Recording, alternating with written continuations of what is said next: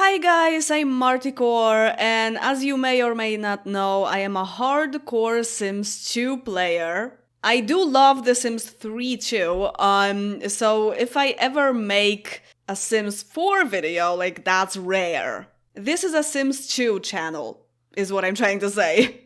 But in this video, I would like to discuss some pros and cons about the neighborhood stories feature that was introduced into The Sims 4 this spring, if I remember well, so a few months ago. And I do play The Sims 4 sometimes, and I have noticed some things about this system, some good things, some bad things, some things that might need some improvement. I do realize that this is a feature that will probably be developed in the future, so I just want to share my thoughts for some reason, because I have kind of looked into it when I was just playing the game. So overall, I am glad, very glad that this feature is in the game. It does have potential to maybe in the future even replace MC Command Center, the mod that makes story progression in the game, unless you take out the population and pregnancy modules that are responsible for story progression particularly. So I am assuming in this video that you are playing without the story progression of MC Command Center. And what happens when you just play the game without the modded story progression and just the story progression from the game? So here are neighborhood stories. So the things that are supposed to happen is die in accidents, adopt a child, adopt cats and dogs if you do have this expansion pack, leave a career, retire from career, have a baby. So they can either have a biological baby or adopt any child that is available, like from baby to a school kid. They can also move in or move out and join a career, so they can leave a career and then join a new one, right? So all of this by default happens in all the families that aren't played by you. So if you have my households and those are your played families, nothing should happen in these families unless you tell the game to enable neighborhood stories for this section. So this is just like an introduction to this feature. So you can also change certain families, like if you don't want them to do certain things, you can just edit that for certain families, and I will talk a little bit more about that later, some of my advice on it specifically. But I want to go like from basics and just say that the primary thing that neighborhood stories don't do, that we can also see on this list here, is creating new relationships. So if your sim have children, they are gonna have children only if they are already married. So this kind of creates a problem with, I've especially noticed the families that already have children. From my experience, families like the Goths or the Bjergsens, they tend to get more kids. They already have 2 kids and they will make more and more, as many as they can pretty much. So this is kind of inconvenient to me, I think, because, it would be nice to have some kind of variety in who reproduces in the game. If someone already has children, it would be nice that they don't make any more children, right? Or maybe like 1 and not more. So I recommend definitely changing the Goths and forbidding them from having any kind of kids, so that you make place for marriages that don't have kids, like the Pancakes, to have kids, if you prevent other families that already have children from having children. Oh, there are also the pop-ups, right? That when you're in game, some of your Sims friends will ask your Sim, or well, actually you, to give them permission to go on a date with someone, or to get engaged, or to have a child, and stuff like that. And that could lead to creating new relationships maybe, and having a kid and a family that doesn't have kids yet. But first of all, those pop-ups can be pretty annoying, especially if you say no and the next day you will get the same question, because that happens a lot. And also it doesn't really create new relationships that often. Maybe the Sims will actually only get engaged and that's it. You never know. And it would definitely be better if it just happened automatically. So if you want more generations to come in other families, the only way of neighborhood stories specifically to provide that is only in existing marriages. So that doesn't really give a lot of options since there are only so many marriages in the game from the start. So what you can do before this feature is hopefully improved so that it actually creates new relationships. You can type in cast full edit mode, go into manage households and just like transfer Sims between families. Just whatever. You can do it randomly, you can choose who should marry whom. After you've moved the Sims, you need cast full edit mode to change this family and change their relationships. This is not a headcanon of mine, this is just literally random what I just did. Yeah, so you set them as wives or something, like obviously you can also make gay couples.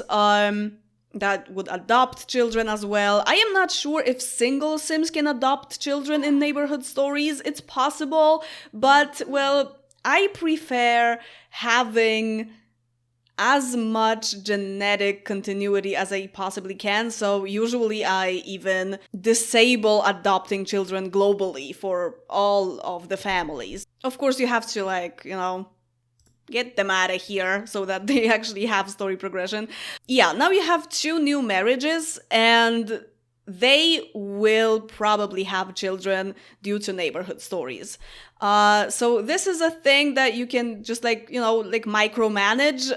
Whenever you feel like playing the matchmaker, you can just quickly make up some marriages and that will tell the game to make more kids for those Sims. So this is one thing that if you want new relationships, you pretty much have to make them yourself for now. So when it comes to my advice on disabling things, well, I personally, as I said, disable adopting children. This feature is a little bit unbalanced so that, like the Lynx household, she might adopt a new pet.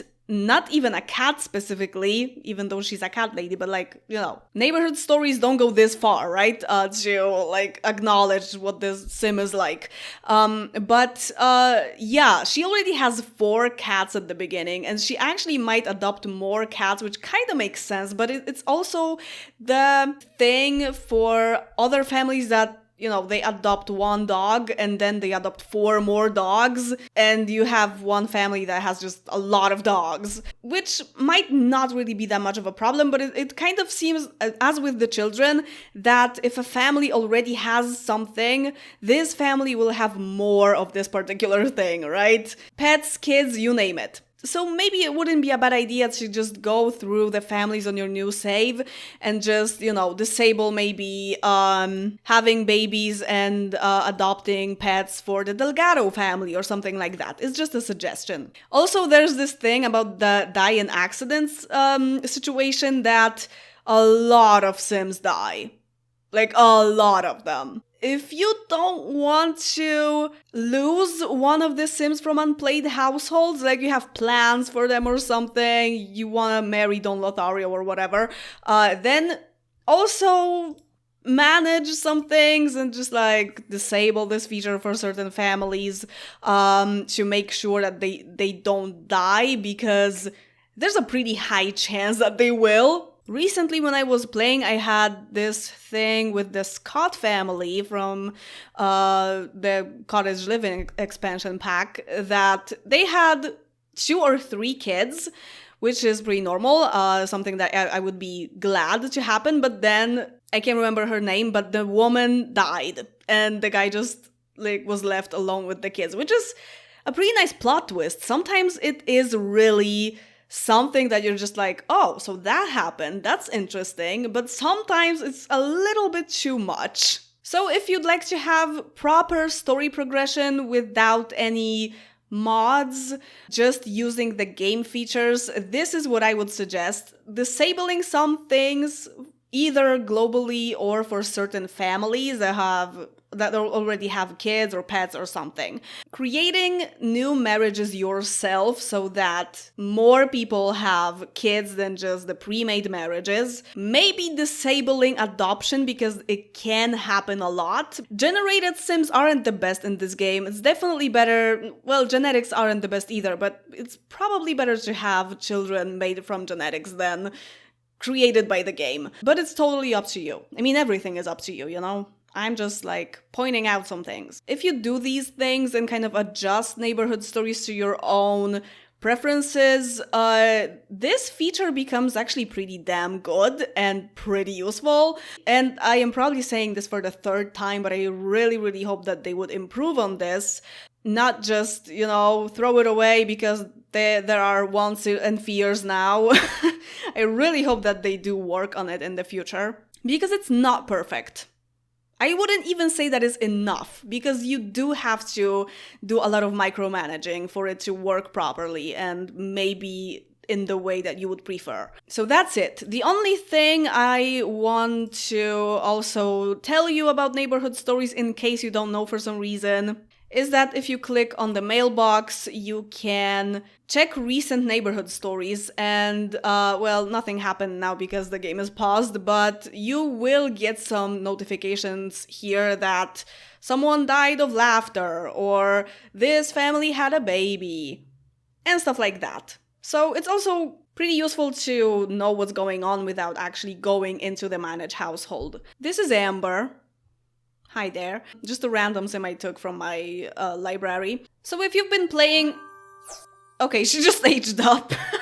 So if you've been playing with the... What was that hand? With the neighborhood stories lately and noticed some things, tell me in the comments, especially if you've noticed that the kids and pets situation is like that too. I don't know if it's coded like this or what, but really I've noticed that families that have children are definitely more often families that there are children there already, not necessarily new marriages that are childless at the beginning of the game. So yeah, tell me what you think and tell me what you would like to see being improved, and maybe there's something that I missed. And that's it, as always. Thank you very much for watching. Like the video, and see you in the next one. Bye.